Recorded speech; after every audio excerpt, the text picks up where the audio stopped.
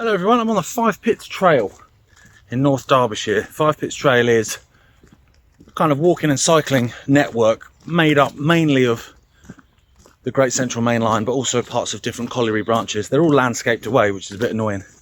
But actually this one isn't a specific railway video. I just happened to be on a bit of railway at the beginning of it. I'm actually going to go and see the remains of the UK's first inland oil well.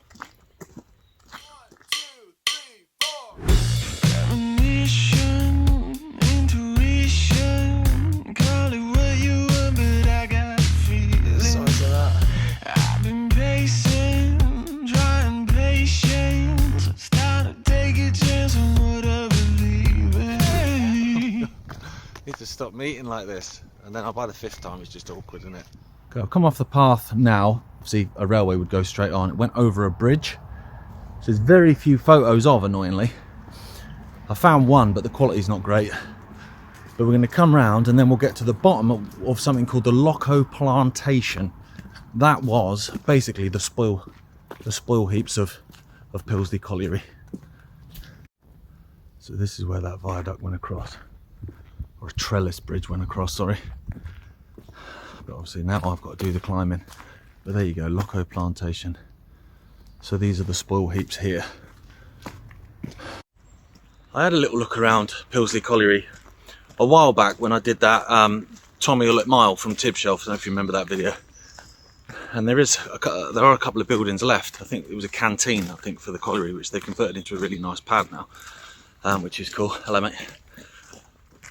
But what I'm doing is I'm going to follow this track bed into the site, basically, of Pilsley Station, where there's nothing left at all. There's a station house, that's it, unfortunately. But from there I'm going to do a left, and I'm going to head to a place called Hardstoft, which is just on the edge of Tibshelf.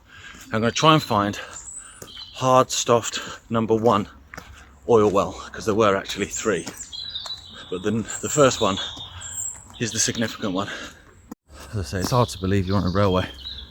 It's one of them with a Five Pits Trail. You don't actually know where the track is. You know, the track could be up in there somewhere, because it just kind of winds. It was massively just landscaped in the 1970s, unfortunately.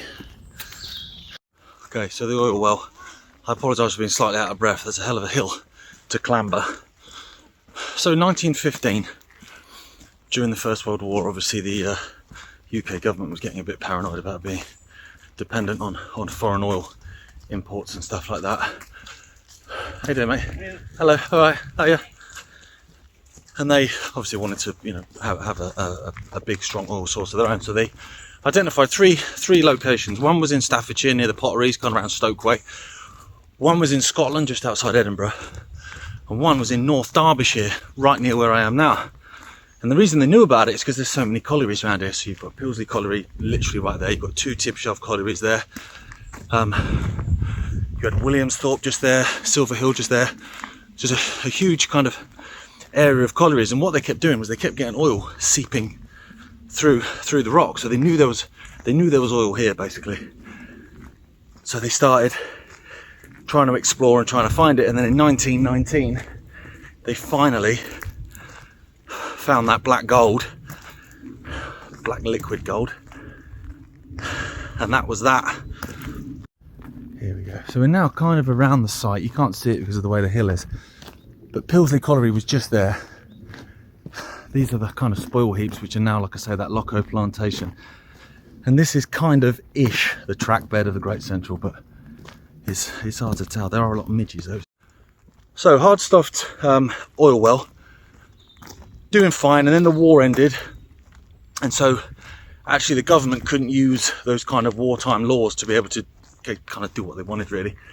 So what they wanted to do was, you know, continue it, but there was a lot of Labour MPs that opposed it, because what they were opposing was the fact that you would have to pay landowners for the use of natural resources off their land, which is what they were able to do during the First World War, because the whole area was actually owned by the Duke of Devonshire as part of the Hardwick estate. So all of a sudden they can't get it through to be able to pay him.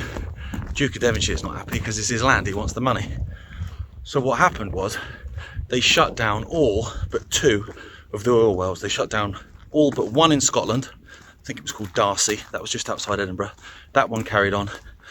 and Hardstoft number 1 carried on. And this managed to carry on because the Duke of Devonshire basically bought it. He bought all the kit, he bought all the oil rights, paid off the government, and he had to pay the Babington company, which is a coal company that owned both the Tibshelf pits. I'm pretty sure it owned the Pilsley pit as well.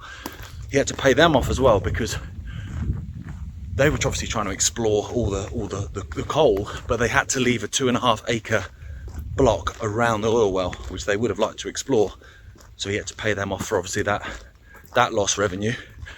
And what that means is today, in 2023, bear in mind this was taking place in 1923, so in 2023, the Duke of Devonshire is the only person in the UK, the only landowner that can explore the mineral rights, oil, coal, etc. within his own land. No one else can. See that little, it's like a tetramast thing, isn't it there? That's where the one colliery building is left that we had a little look at before, but you can't get too close, it's private property now. This was Pilsley railway station. It's got horses on it now. All these sidings were here, and then the main line was coming through. Originally, at the oil well site, they had a 12,000 gallon container which they would fill, and then they would empty into trucks and bring them here to the station. And then in the end, the wind's got up now, sorry for that. In the end, they were able to build a pipeline from Hardstoft 1 oil well, because the land goes like that, they just use gravity. And it came down here into Pilsley, and then they were able to put that into oil wagons where it was taken off to Scotland to a refinery there. So here we go.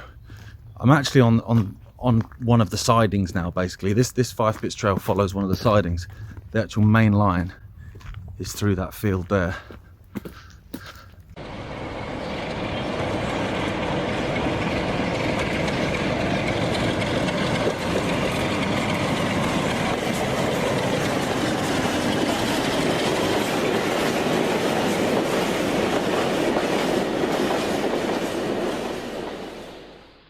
Unfortunately, we can't follow the exact route of the oil because obviously it came over a pipeline over private land. So what I'll have to do is get to Pilsley and then I'll have to walk on the road, which ain't that much fun, but it's literally around the corner into Hardstoft.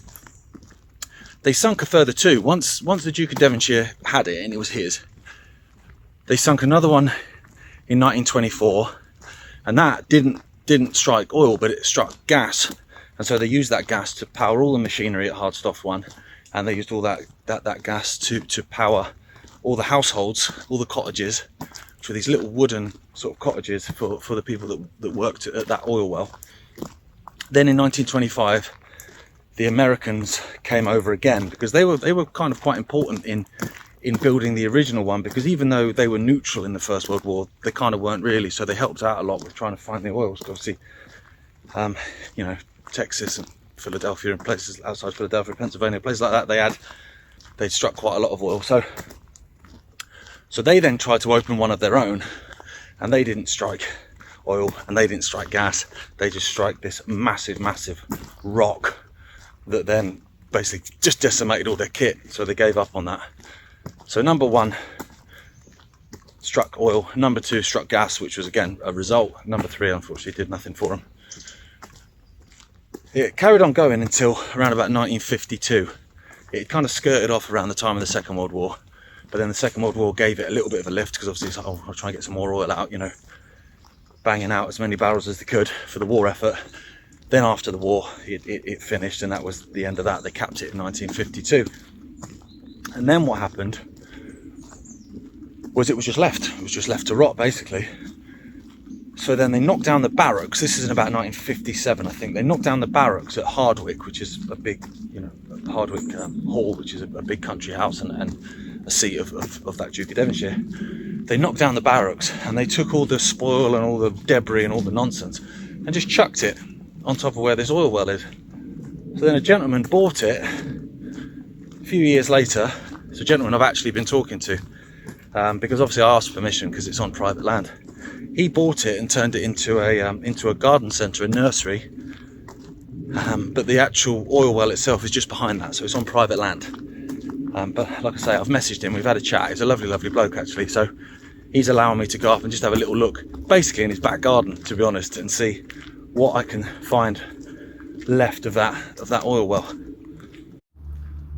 So here we go, this is Pilsley now. Some of you that have watched the channel before might remember when I did that Tommy Ullett mile video where I walked from Tibshelf to Pilsley. I actually got stuck in this bush and smacked in the face with a branch. Good times. Ow, that smacked me in the face. All overgrown even more now because of the time of year. But through there, that field, it's a field of horses, but that was Pilsley station on the Great Central Main Line in between Nottingham and Sheffield.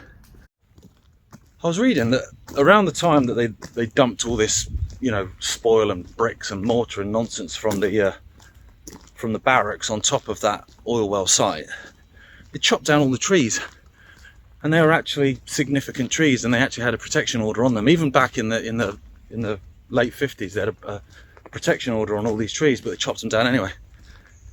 And the guy that chopped them down got massively fined. And I was talking to the owner about it, just having a chat, and he said, because it's surrounded by really nice trees now, he said, I planted them 50 years ago. And I was looking at him like that. They're huge. And he was saying, and I swear they're still growing. But that's nice, isn't it? That must be amazing to put a seed in the ground, and 50 years later you're looking up at it and it's massive. It's huge. Well, it's a row of them. I love stuff like that. So here we go. So the 5 Pits Trail carries on there through to Tibshelf, down to Tibshelf Ponds, which was the site of the old Tibshelf Colliery. Through this here. So this is the station site here. Do you know what I mean? There's literally nothing left. It's just a bush. And I'm pretty sure, I'm trying to think what was there before. Oh no, that's what I'm talking about. That was it. Yeah, between 1969 and 70. Yeah. It won an award because they knocked everything down and rebuilt it. I'm not sure I'd give them an award for that, really. I'd rather see remains. But this is the station master's house. There you go. And the Pilsley Colliery branch went off, skirted around there as well. Went down to the Erewash Valley line, so it was actually served by 2 railways. I said I wasn't going to make this into a railway video, but I always do, don't I, accidentally. Okay, so what I'm going to do now is I'm going to walk on the road. It's not that much fun. It's not very nice visually, but this will take us down to Hardstoft and the site of, oh, there we go, I'm on Hardstoft Road. So now I'm going the right way. I can see the sign now. It's not the most enjoyable walk, this section of it, obviously, just walking down here, but let me turn you around so you can see basically where we've come from. So across those fields there, that's Pilsley. We've obviously had to jut across here, but the pipeline from this oil well went straight across those fields there to Pilsley station, which is just behind those houses that you can just kind of see in the distance there. If I turn you around, this is why it isn't fun, cars flying past you. There is the old oil well. It's a gardening centre now. I've had a chat with the owner before. He's a lovely, lovely bloke, and he's allowed me to come in and have a look at the UK's first oil well. Just before I go in, there's the entrance to Tibshelf. And there it says, the site of Britain's first inland oil well. There you go, so it's a garden centre now. Very nice. And we'll just walk up here quickly and we can see the remains. I can see a train wagon as well, I'm well happy with that.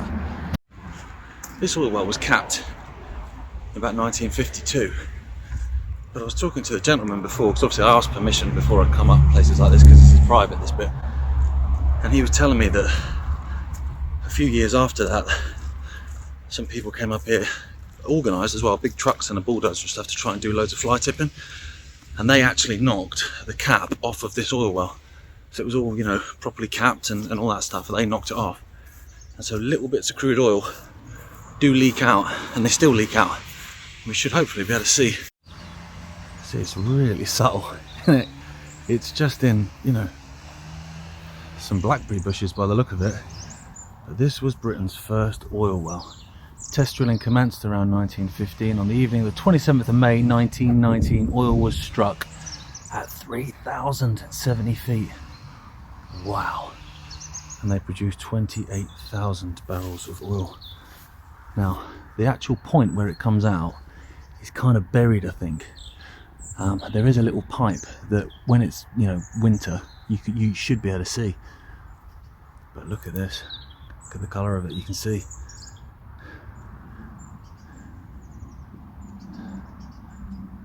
Amazing. Now the owner was saying that it's not actually oil so much as its water comes up, and obviously because oil sits on the top of water, that's water with oil in it. It's not, you know, solid oil. Over through these trees, where basically you can see those blue, you see the blue kind of, I don't even know what they are, but through there, that's where these houses were, these cottages for the oil well workers, right on the road there.